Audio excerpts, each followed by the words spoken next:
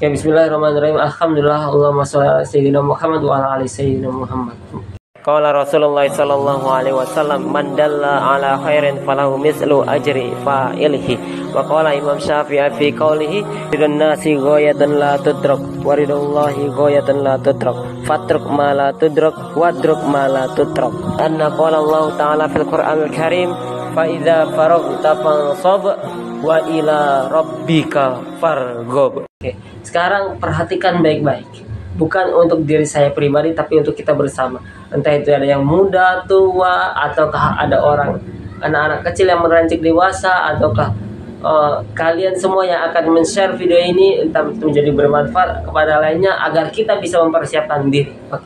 Kalau misalnya kita membahas tentang yang namanya sebelumnya, tentang mata uang, yang dimana anak kecil, murid, belajar untuk menjadi guru, seorang pendidik yang belajar menjadi seorang tentara, akhirnya menggunakan senjata, dan itu menggunakan senjata lainnya untuk mempertahankan diri, seperti yang Israel dan juga Palestina saat ini. Dan kita tidak tahu bagaimana caranya Palestina pasti akan merdeka. Entah itu di tangan kita sebagai penonton, ataukah kita sebagai penolong. Ingat, kita tidak butuh menolong mereka, tapi kitalah yang membutuhkannya. Karena itu akan bisa menjadi tanggung jawab kita. Ketika kita di dunia, apa sih yang akan kita dapatkan? Ketika kita di dunia, apa sih yang sudah kita kerjakan? Maka itu semua akan kembali kepada diri kita. Oke, sekarang kita akan membahas tentang yang nama bagaimana caranya agar kita bisa mempersiapkannya. Ada 4 hal yang mungkin kalau misalnya kita sudah pelajari 4 hal ini, adalah salah satu contoh bahwasannya layak tidaknya seseorang itu menjadi pemimpin. Yang pertama adalah sidik. Kenapa kita harus sidik? Sidik itu artinya jujur. Jujur pada diri kita sendiri. Jujur bahwasanya kita ini masih kurang. Jujur bahwasanya kita ini sebagai orang biasa yang tidak memiliki sesuatu kecuali apa yang telah Allah berikan kepada kita. Kita harus jujur bahwasanya ketika kita lahir di dunia ini, entah itu kita dari orang tua siapakah atau kita dari orang tua yang lainnya, ketika kita jujur yakin bahwasanya kita lahir di dunia itu, kita bersih, tidak ada dosa sama sekali. Itulah salah satu orang yang jujur. Bukan berarti orang jujur itu tidak memiliki dosa ketika umur dewasanya, tapi mereka mampu meminimalisir. Karena pangkal dari yang namanya dosa adalah kebohongan. Ketika orang itu berbohong, maka dia akan menciptakan pangkal-pangkal lainnya. Ingat, Indonesia bahkan negara lain tidak kekurangan orang pintar, tapi Indonesia dan negara lainnya kekurangan orang-orang yang jujur. Karena orang jujur ini sulit sekali. Mungkin ketika mereka melakukan sesuatu, menyampaikan sesuatu, mungkin ada beberapa kata yang mungkin bisa menyinggung orang lain. Dan ini semua akan kembali kepada diri kita. Bahkan ketika kita mencari yang namanya pemimpin, kita harus cari betul-betul yang mana mereka, di antara mereka yang paling memiliki kejujuran yang paling tinggi. Itu adalah beberapa hal. Tapi yang pertama adalah jujur. Yang kemudian yang kedua adalah amanah.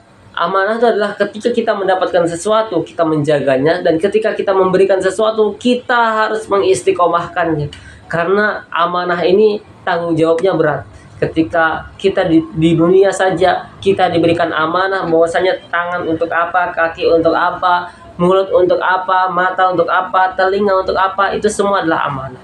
Oke. Yang ketiga adalah fatonah. Ketika orang itu sudah cerdas belajar, ingat, belajar bukan hanya tentang ilmu pengetahuan alam, ilmu pengetahuan sosial, tapi kita belajar bagaimana caranya tentang kehidupan kita, tentang sekeliling kita. Kita mungkin peduli pada diri kita, tapi apakah kita peduli dengan orang lain? Itulah yang namanya kecerdasan. Kecerdasan ada 3.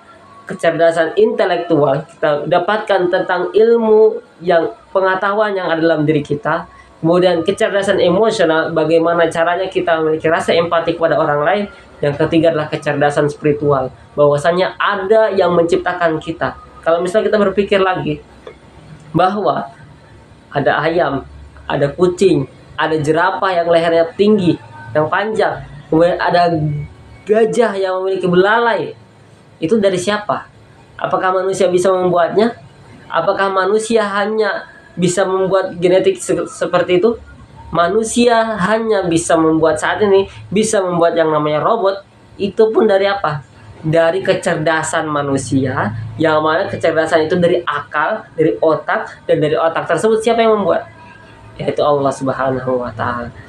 Kemudian terakhir adalah tabligh. Bagaimana caranya kita menyampaikan dengan cara yang baik, yang sopan, yang santun, dan bagaimana cara kita menunjukkan dengan yang namanya akhlak.